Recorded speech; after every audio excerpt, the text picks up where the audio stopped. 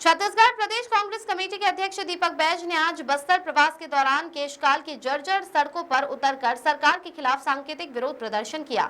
बैज ने national highway 30 की बदहाल स्थिति को लेकर नाराजगी जताई और खुद बाइक चलाकर केशकाल की सड़कों की हालत जनता के सामने रखी। उन्होंने कहा कि मुख्यमंत्री विष्णुदेव साय अच्छी सड़कों पर बाइक चलाकर विकास मॉडल दिखाने की कोशिश कर रहे हैं, जबकि बस्तर की सड़कों की हकीकत कुछ और ही बयां कर रही है। बस्तर के खनिज का दोहन हो रहा है, पर सड़कें अब भी खस्ताहाल। दीपक बैज ने कहा कि बस्तर प्रदेश का अभिन्न हिस्सा है, लेकिन यहाँ के विकास को लगातार नजरअंदाज किया जा रहा है। साय सरकार को याद रखना चाहिए कि केशकाल भी छत्तीसगढ़ का हिस्सा है। बस्तर के खनिज संपदा का दोहन तो हो रहा है, लेकिन यहाँ की जनता आज भी टूटी सड़कों पर सफर करने को मजबूर है। बैज ने आगे कहा कि यदि आने वाले दिनों में सड़कों की स्थिति में सुधार नहीं हुआ तो कांग्रेस उग्र आंदोलन करने को मजबूर होगी।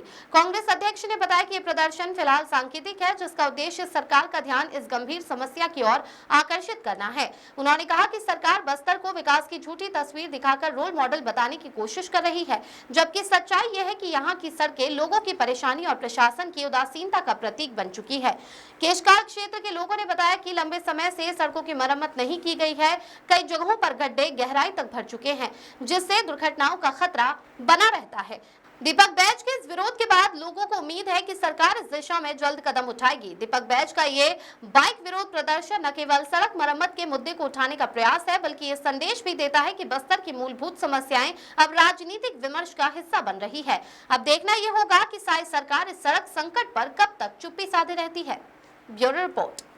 केशकाल जहन पे आते ही बस्तरवासी नहीं बल्कि पूरे छत्तीसगढ़ के लोगों को एक डर सा माहौल बन जाता है कि आखिर बस्तर से राजधानी कैसे जाएं और राजधानी से बस्तर कैसे आएं। लेकिन इसमें सबसे बड़ी बात एक सबसे बड़ी तकलीफ ये आ रही है कि कई बार परिस्थितियां ऐसी होती हैं कि गर्भवती महिलाओं को भी इसी रास्ते से रायपुर जाना होता है।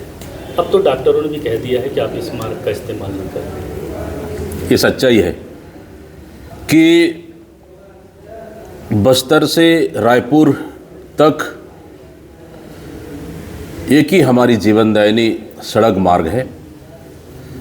रेल तो बस्तर तक चल नहीं रही है, वायु मार्ग तो इस सरकार ने बंद कर दिया, जहाज फ्लाइट भी बंद हो गए, जहाज बंद हो गई। लेकिन बरसात से जस्ट 1 महीना पहले वो सड़क बनती है और बरसात के बाद आज जुलाई, अगस्त, सितंबर, अक्टूबर लगभग 5 महीने से वो सड़कें खराब है।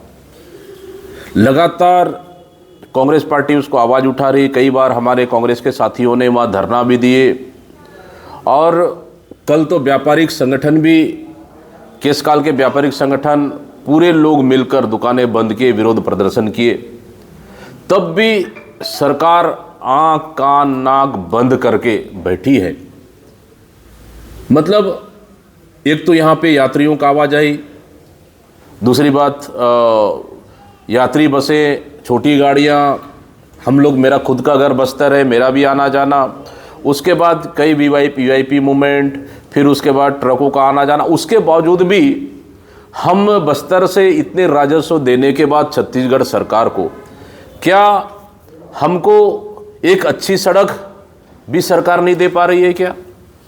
300 kilometre Jagdalpur to Raipur 300 kilometre है, लेकिन वो 5 किलोमीटर खराब सड़कों की 5 किलोमीटर ये 295 किलोमीटर को भारी पड़ जा रही है। 5 किलोमीटर आधा घंटे से 40 मिनट लग रहा है। निश्चित रूप से बहुत तकलीफदायक है। इसलिए आज मैं रायपुर से आते हुए मैं ये दिखाना चाह रहा था कि मुख्यमंत्री और मंत्रिमंडल आजकल बस बाइक चला रहे चमचमाती सड़कों पर रायपुर में, लेकिन उनको ये पता नहीं है कि बस्तर की सड़कें कितने खराब हो चुके हैं, सरगुजा की सड़कें कितने खराब हो चुके हैं, पूरे प्रदेश की सड़कें पूरी तरह से बदहाल हो चुकी है।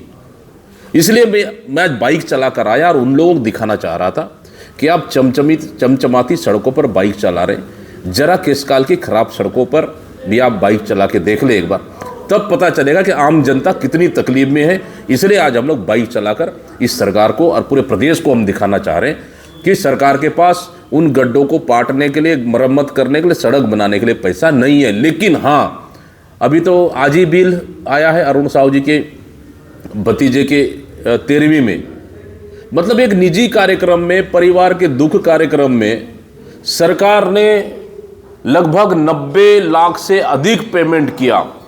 आखिर कैसे, क्यों?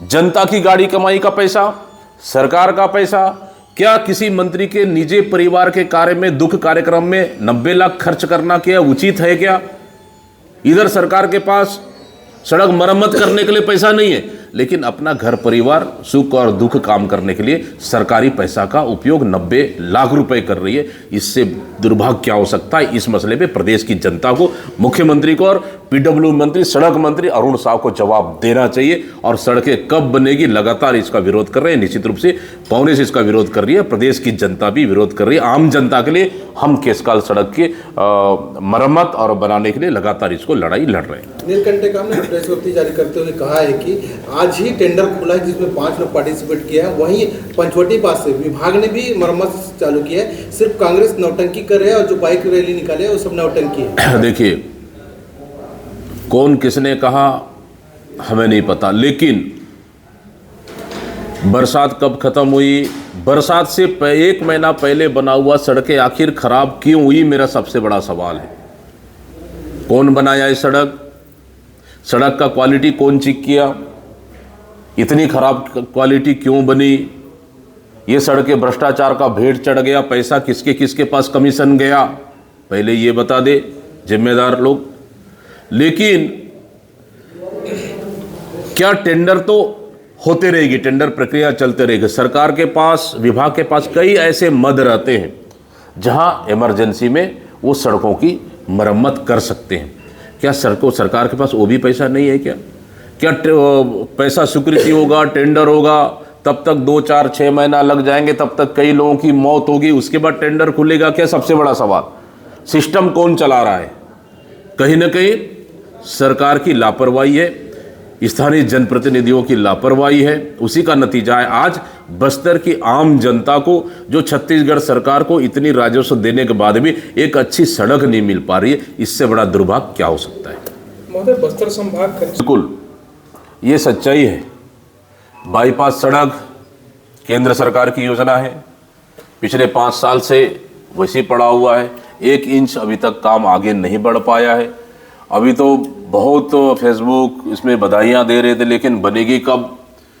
और दूसरी चीज़, ट्रैफिक एक ही मुख्य मार्ग होने की वजह से ट्रैफिक इतना ज़्यादा है कि ऑफिशियल काम के लिए, पर्सनल पारिवारिक काम के लिए यात्री गाड़ी इधरी से चलना, फिर उसके बाद फिर आप मालवाहक वाहन ट्रकें इधरी से चलना, मतलब एक सड़क आखिर कितने लोड को संभालेगी?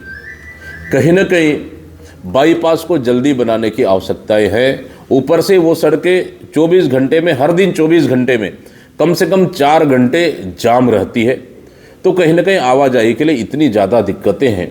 मैं समझता हूँ कम से कम बस्तर में इतने ज़्यादा खनिज संसाधन है, हम राजस्व देते हैं सरकार को, उसके बावजूद भी अच्छी सड़कें नहीं मिल पा रही है।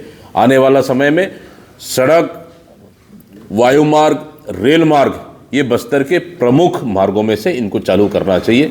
इसके लिए कांग्रेस लड़ाई लड़ेगी। अभी रूट डाइवर्ट, देखिए, ये तो स्थानीय प्रशासन को व्यवस्थाएं करनी है। पिछले समय 1 महीने रूट डाइवर्ट कर, 1 महीने घाटी को बंद कर सड़क बनाया गया और 1 महीने तक नहीं टिक पाई, और अब फिर सड़क मरम्मत होगा, फिर 1 महीने तक फिर रूट डाइवर्ट किया जाएगा। मतलब कुल मिलाकर आप सड़क, खराब सड़क हो तो जनता को परेशान, सड़क बनाओ तो जनता को परेशान। कुल मिलाकर शासन और प्रशासन दोनों मिलकर जनता को परेशान करने का इन्होंने एक नया तरीका खोज लिया है। आप लोगों की सरकार थी, सच्चाई है कि हमारी सरकार थी तो कम से कम इतनी खराब सड़कें नहीं थी, और हम लोगों ने उन खराब सड़कों को मरम्मत करने का काम किया, और हमारी सरकार में सड़क को बेहतर हम लोगों ने बनाए। लेकिन ये सरकार, हमारे पास पैसे थे सड़क की मरम्मत के लिए, सड़क बनाने के लिए। ये सरकार तो पूरे प्रदेश में सड़क ही नहीं बना पा रही है। अब 2 साल में 1 से 1.5 किलोमीटर ही सरकार अभी तक सड़क बना पाई है।